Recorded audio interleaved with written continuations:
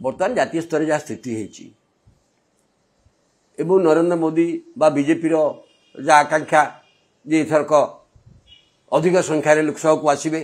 400 पार कहते ना 370 हो 300 जहाँ गला थर अधिका संख्यार आसवे यही लक्ष्य रखिले कौ राज्य में बढ़ी पार देखागला जो राज्य में बढ़ी पार ओडिशा गोटे राज्य किंतु एमाने एक निश्चित भाव से खबर पाँच जे बीजेडी सहित शत्रुता कर लड़िले आ 21 टाक संभव नुह गला थरक 8टा पाई आउ 9टा कि 10टा पाई पारती बा जो मैंने पाई कि भी हारी जाती आपण कहींपारे किंतु ये जो धारा को गले से धारा फल 21टा 21टा सपक्ष से व्यवस्था ही गला यहाँ बड़ कथा